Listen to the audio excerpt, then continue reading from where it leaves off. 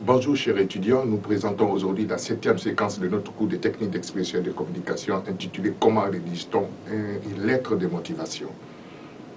La lettre de motivation, parlant de sa fonction, est un document obligatoire, une pièce obligatoire pour tout dossier à une candidature pour une formation, un stage et pour l'obtention d'un emploi.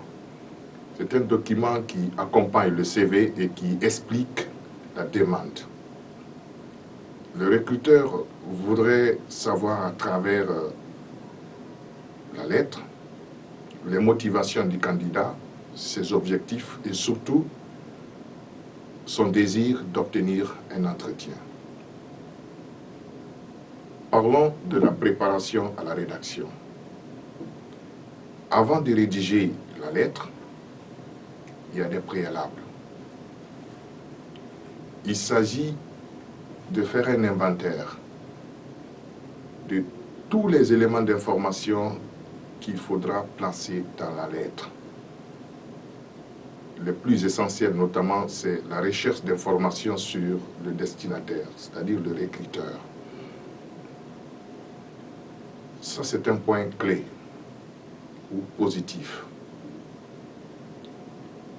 Il faut donc se représenter des attentes du destinataire.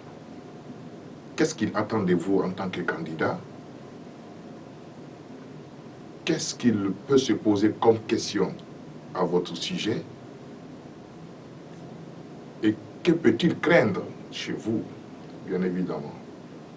Tout cela ou tout ceci sont à prendre en compte. En conséquence, parmi vos expériences professionnelles, que faut-il mettre en avant? Parmi également, dans la tentative de se mettre en conformité ou de satisfaire les attentes, bien entendu, du recruteur, il faut donc tout faire pour amener, pour décrocher un entretien. Principalement, c'est ce qu'il faut dire en matière de préparation avant de se mettre à rédiger la lettre. Parlons à présent des parties principales de la lettre, c'est-à-dire la composition de la lettre. Pour qu'une lettre de motivation puisse susciter l'intérêt chez le recruteur, elle doit pouvoir répondre à un certain nombre de questions. La première question correspond à la première partie de la lettre. Elle est formulée comme suit. Quel est l'objet de votre lettre de motivation? Cette question, sa réponse correspond donc, je le disais tantôt, à la première partie de la lettre, si vous voulez, à l'introduction. Dès les premières lignes de votre lettre, il faut exprimer en termes clairs l'objet de la lettre. S'il s'agit d'une demande de stage, il faut préciser la période, c'est-à-dire la durée du stage. S'il s'agit d'intégration des programmes de formation, n'oubliez pas de préciser les options choisies. La deuxième partie de la lettre et la question correspondante est « Qui êtes-vous » La réponse n'est pas de décliner votre état civil, mais on veut savoir vous êtes qui, professionnellement parlant. Alors, il faut donc justifier la demande que vous avez faite à l'introduction ou dans la première partie de la lettre. Il faut la justifier en l'inscrivant dans un cursus. Ceci est extrêmement important. Alors, cette partie va crédibiliser la demande faite lorsqu'elle est inscrite dans une logique de cursus. Et elle va de plus donner de la valeur à vos expériences présentées dans le CV. La troisième partie de la lettre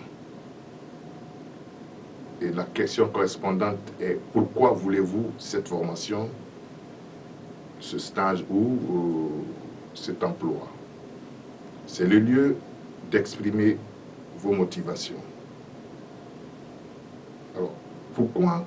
Il faut répondre à certaines questions ou à un certain nombre de questions, à savoir pourquoi avez-vous choisi cet institut ou cette université, si c'est, comme on appelle, une formation que vous recherchez.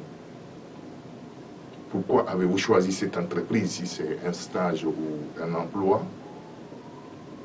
Pourquoi la formation ou les missions ou les programmes de formation de telle université ou de cet institut? Ou pourquoi cet emploi dans telle entreprise vous attire et en quoi vous motive-t-il? Alors, il est encore mieux d'intégrer dans cette partie des éléments de l'offre, tout en spécifiant ce qui, parmi ces éléments, ce qui vous motive de plus. Comme je le disais, cette partie permet au candidat d'exprimer ses réelles motivations. Passons à présent sur la langue ou le style, j'allais dire, de la rédaction. Bien, tous les rédacteurs ou tous les recruteurs, j'allais dire, tous les recruteurs sont formels. Il faut un style direct et simple, rédigé au présent avec des phrases simples. D'utiliser donc des mots que vous comprenez le sens. Alors, n'abusez pas ou n'utilisez même pas des expressions ou des phrases trop atténuées, des verbes conjugués au conditionnel, et évitez la voix passive. Il faut privilégier les verbes d'action, les mots concrets.